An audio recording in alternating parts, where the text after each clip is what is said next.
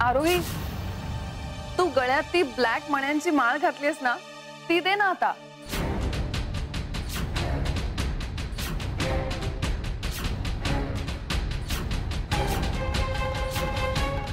हो, कारण फेरे झाल्यावर नवरा नवरीच्या गळ्यात ती माळ घालतो, मला माहितीये.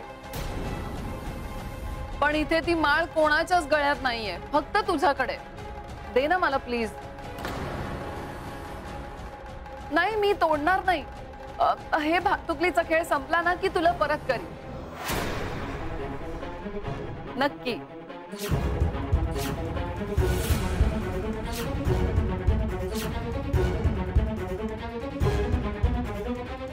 दे ना.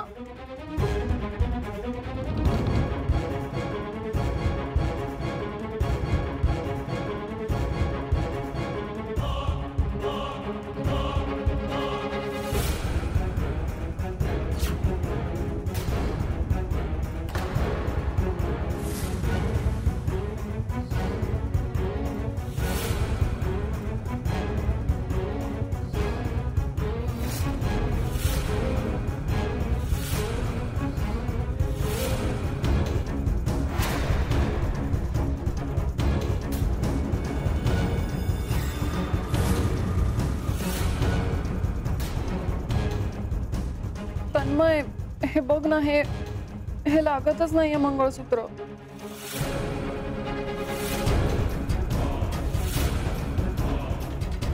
बघ ना, मला हेल्प कर ना थोडीशी. प्लीज मदत कर माझी.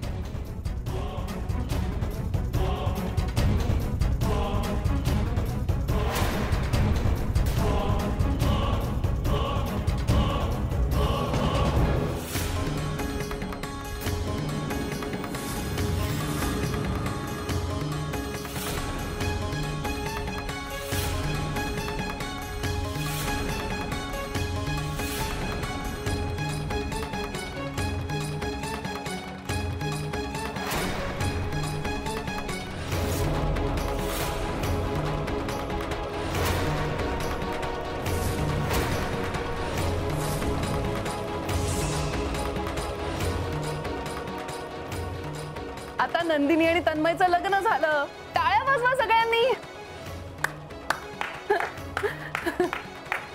नंदिनी आणि तन्मयचं लग्न झालं. आता नंदिनी तन्मयची बायको.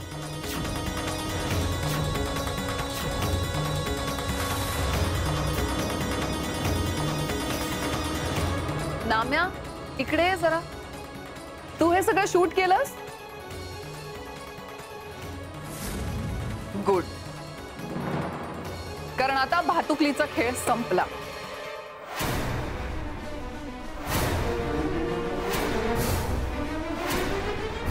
आता नंदिनीचा खरा डाव सुरू झालाय. या क्षणापासून मी मिसेस नंदिनी तन्मय पारखीये.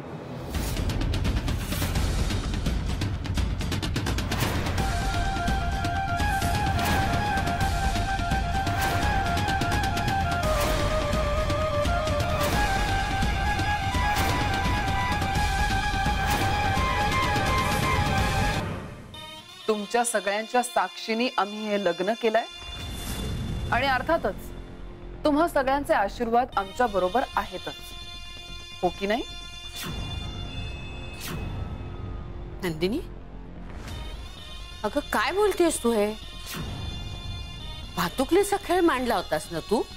हा सगळा खेळ मांडला होता माझा खरा डाव साध्य करण्यासाठी.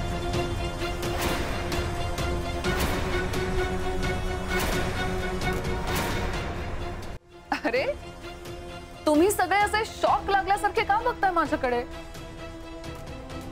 भातुकलीचा खेळ संपला. खरा डाव सुरू झालाय आता. मी माझ्या तन्मय बरोबर खरा खुरा संसार करणार आहे या आग्रहामध्ये.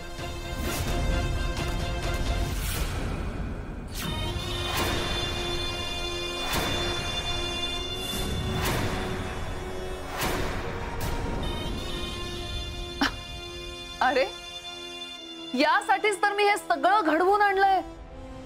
नंदिनी, म्हणजे तुझ्या मनावर झालेला परिणाम, तो मानसिक आजार, हे सगळं नाटक. ते सगळं फक्त एक नाटक होतं पप्पा.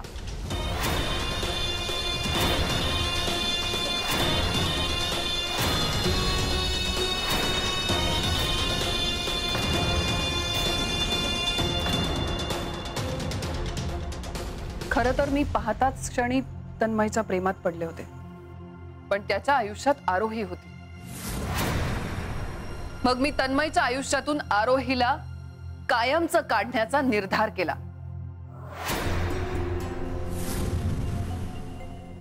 आणि हे सगळं साध्य करण्यासाठी माझ्या डोक्यावर परिणाम झाल्याचं मी नाटक केलं.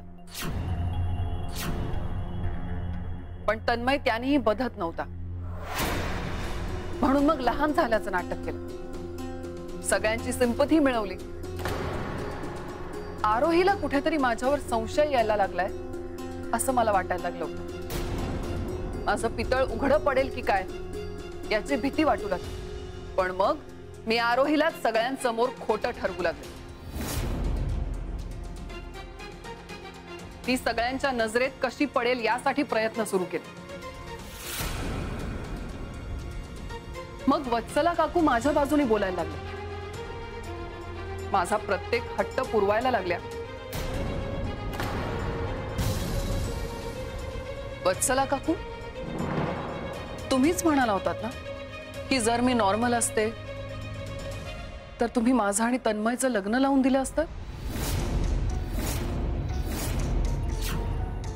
मग बघा, मी नॉर्मल पण आहे आणि आमचं लग्नही झालंय. सगळं अगदी तुम्हाला हवं तसं झालंय सासूबाई. हे शक्य नाही. हे सगळं खोटं आहे. कम ऑन तन्मय, हे मंगळसूत्र तर खरंय.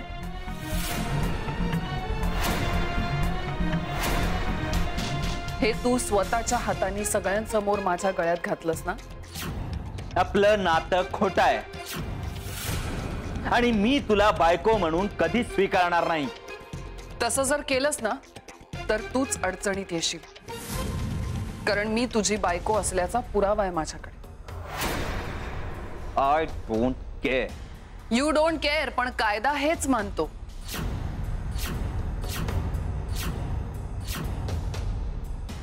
तू जर हे लग्न नाकारलंस ना तर मी कायदेशीररित्या तुमच्या सगळ्यांवर कारवाई करू शकते. तुझं पहिलं लग्न झालेलं असताना मला फसवून तू माझ्याशी दुसरं लग्न केलंस. रादर तुमच्या अख्ख्या परिवाराने हा प्लॅन केला हे मी कोर्टात सिद्ध करू शकते. नंदिनी, तू असं काहीही करणार नाहीस. पप्पा कम ऑन, मी किती आणि काय करू शकते हे तुमच्यापेक्षा चांगलं कोणाला माहिती असू शकतं.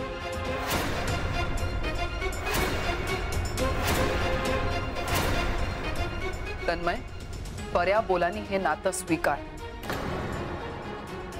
कारण यामध्येच तुझं आणि आग्रह मधल्या सगळ्यांचंच भलंय. कारण तसंही आग्रह कायद्याने माझ्याकडेच आहे. जर मी मनात आणलं ना तर चुटकी सरशी तुला जेलमध्ये आणि बाकी सगळ्यांना रस्त्यावर आणू शकते.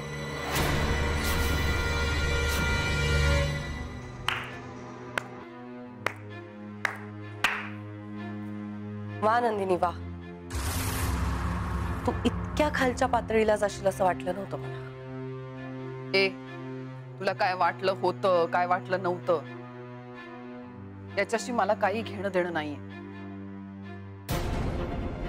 मला जे साध्य करायचं होतं ते मी केलंय. त्यामुळे तू तुझा गाशा गुंडाळा आणि निघ इकडे. हा ग, घाई काय एवढी? तुझ्या नाटकाचा शेवटचा अंक अजून बाकी आहे नंदिनी.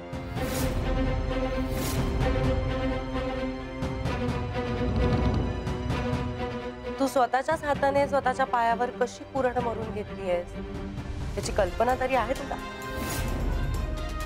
तुझा फाजील आत्मविश्वास या खेपेला घातक ठरणार आहे.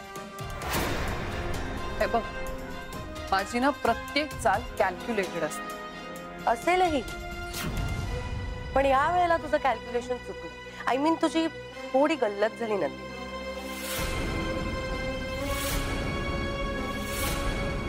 तुला असं वाटतंय की ही चाल तू खेळलीस, पण प्रत्यक्षात ती माझी खेळ होती.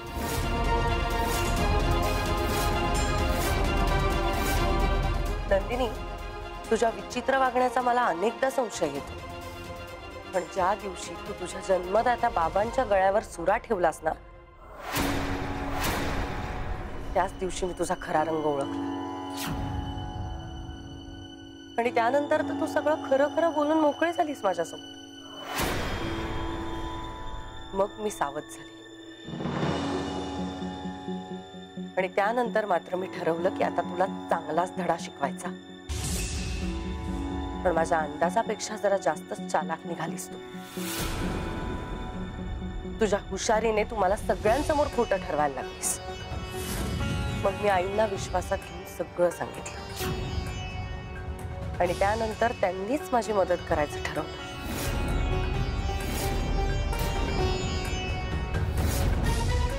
अगदी तुझ्या एवढे नाही, पण थोडंसं ऍक्टिंग मला सुद्धा जमतं नंदिनी.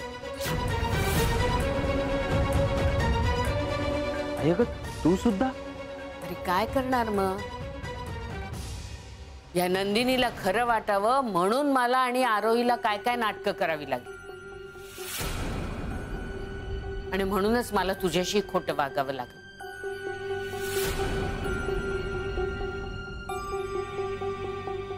या नाटकाचा शेवटचा अंक मीच लिहिलाय नंदिनी, आणि त्याचा दी एंड सुद्धा मला जसा हवा ना तसाच मी घडवून आणणार. तुला सतत असं वाटत असतं ना पैशाने सगळं जग विकत घेता येतं, पण तसं नसतं नंदिनी. जग हे प्रेमावर चालतं, नुसतं पैशावर नाही. आणि म्हणूनच तू नाम्याला विकत नाही घेऊ शकलीस. त्याने हे सगळं रेकॉर्डिंग माझ्या सांगण्यावरून केलं.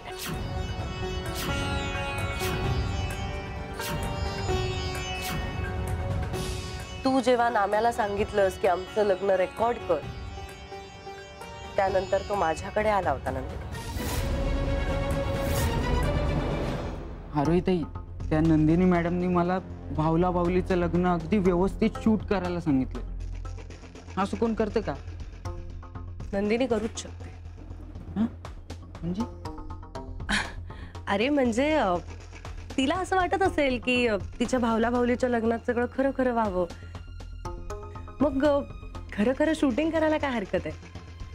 तिने सांगितलंय ना नाम्या, मग करून टाकतो शूट. त्यात टेन्शन घेण्यासारखं काहीच नाहीये. पण आरोहीताई, तुम्हाला खरंच असं वाटतंय फक्त ते भावला भावलीचं लग्न असेल? मला तर कधी कधी वाटतं की ते वेडे बनण्याचं नाटक करतायत. मग तू असं कर नाम्या, तिच्या कामासोबत माझं सुद्धा एक काम कर. करशील? म्हणजे काय? तुमचं काम आहे तर करीनच करीन, पण काम काय? तुझ्या डोक्यात असंच काहीतरी चालू असणार ह्याची आधीच मला कल्पना होती.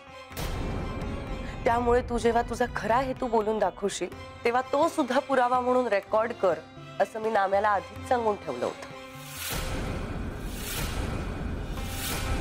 आणि त्या नाम्याने अगदी चोख केला. तुझ्या कटकारस्थानाचा सगळा कबुली जबाब माझ्याकडे रेकॉर्डेड आहे नंदिनी. त्यामुळे तन्मयला तू तुरुंगात पाठवण्याचा प्रश्नच येत नाही, कारण कायद्याच्या नजरेत तो आणि आम्ही सगळेच अगदी धुतल्या तांदळासारखे स्वच्छ होत. हा, आता कायद्याच्या कुठल्या कलमाखाली तुला अटक होईल हे आमच्यापेक्षा बहुतेक तुलाच चांगलं माहित असणार, हो ना?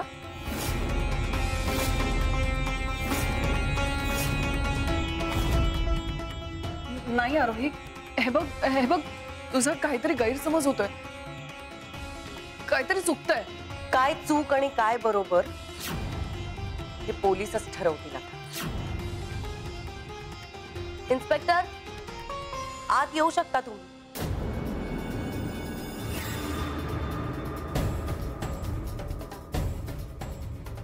एक मिनिट. इन्स्पेक्टर, हीच ती फ्रॉड बाई, ऍडव्होकेट नंदिनी जबडे,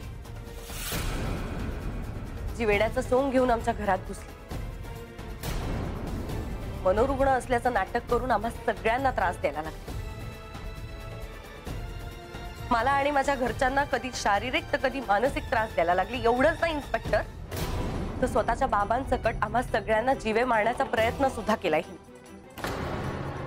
आणि हे सगळं तिने स्वतःच्या तोंडाने कबूल केलं. तसं रेकॉर्डेड आहे माझ्याकडे. कॉन्स्टेबल, ताब्यात घ्या ना. नाही, एक मिनिट माझं ऐका. मी असं काहीही केलं नाही. इन्स्पेक्टर, मी काही चुकीचं केलं नाहीये. पप्पा तुम्ही प्लीज सांगा ना त्यांना मी कुठलाही गुन्हा केला नाही. इन्स्पेक्टर माझं प्लीज ऐका. हे बघा, मी खरंच काही केलेलं नाहीये. माझ्यावर विश्वास ठेव. नंदिनी, माझं तन्मयवर किती प्रेम आहे ना, हे कोणालाच कळणार नाही. जर मी तन्मयची होऊ शकले नाही तर मी तुलाही त्याची होऊ देणार नाही. नंदिनी, पिस्तूल खाली कर. तन्मय, तू आमच्यामध्ये पडू नकोस. तू लांब राहा. जर एक पाऊल पुढे टाकलंस ना तर मी हे ट्रिगर ओढेन आणि आरोही जिवंत राहणार नाही. तन्मय, तू मागे हो बघू. मी आहे ना, मी बोलते तिच्याशी. मला तुझ्याशी काही बोलायचं नाहीये. तू जर आमच्या दोघांच्या मध्ये आलीस ना तर त्याचे परिणाम वाईट होतील आरोही. एक तर तू तरी मरशील किंवा मी स्वतःला संपवीन. नंदिनी, हे बघ, मी तुला अजून एक संधी द्यायला तयार आहे. हे बघ, झालं गेलं सगळं विसरून जा. मी तुला माफ करेन. मी कंप्लेंट सुद्धा मागे घ्यायला तयार आहे. फक्त त्यासाठी माझी एकच विनंती आहे तुझ्याकडे. नंदिनी, प्लीज आम्हा सगळ्यांच्या आयुष्यातून निघून जा आणि एखादा चांगला जोडीदार बघून लग्न कर त्याच्याशी. हाच पर्याय मी तुला देतेय. तू आमच्या आयुष्यातून कायमची निघून जा आरोही. मला बाकी कोणाशीच काही प्रॉब्लेम नाही, पण तू आमच्यामध्ये नाही राहू शकत. नंदिनी, वेडेपणा नको करू सगळं. माझं आणि तन्मयचं नातं जन्मोजन्मीचं आहे. भातुकलीचा खेळ नाही अगं तो. तुझी फालतू बडबड बंद कर. आता इथून निघून जा. ही शेवटची संधी आहे तुझ्याकडे. जर आता केली नाहीस ना तर मी तुला पाठवीन कायमची.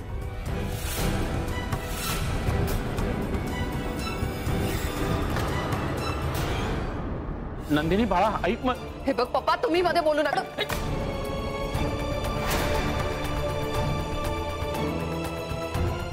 हे काय करताय? प्लीज सोडा मला. आरोही, प्लीज सोडा मला सोडा प्लीज. एक मिनिट इन्स्पेक्टर. आरोही, मी खेळ संपलाय ना आता तुझा? मग खेळण्यासाठी माझी जी वस्तू घेतलीयस ना ती परत दे आता.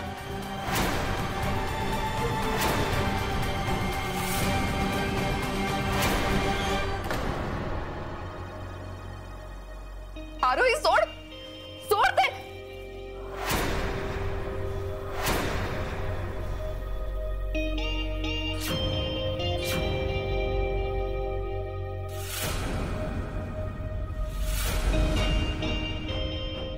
घेऊन चला यांना. सोडा मला, सोडा. एक मिनिट माझं ऐकून घ्या. पप्पा प्लीज सांगा यांना सोडा. थँक्यू.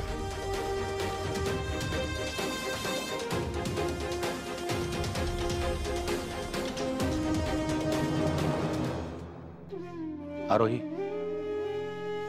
खर तर नंदिनी इतकाच मीही अपराधी आहे.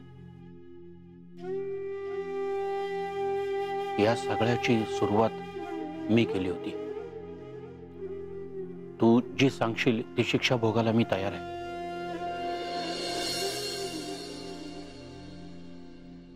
नाही राया काका. सुरुवात जरी तुमच्यापासून झाली असली तरी तुम्हाला तुमची चूक फार लवकर लक्षात आली आणि त्यानंतर ती तुम्ही सुधारलीत आणि चांगल्या मार्गाने जगायला सुरुवात सुद्धा केली. त्यामुळे तुमच्या विरोधात मला कुठलीही कंप्लेंट करायची नाही. तुम्ही माझ्या बाबांचे मित्र आहात. त्यामुळे यापुढे माझ्याशी सुद्धा त्याच आपुलकीने वागा ज्या आपुलकीने मी नंदिनीला माझी बहीण समजून आग्रहावर आणलं होतं.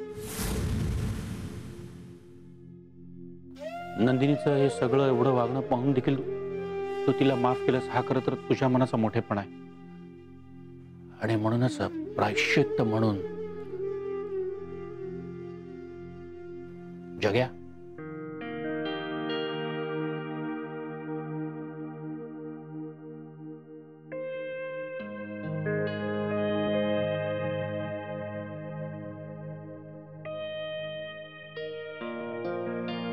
हे आग्रहाचे पेपर्स हे तुझे आहेत आणि कायम तुझेच राहतील.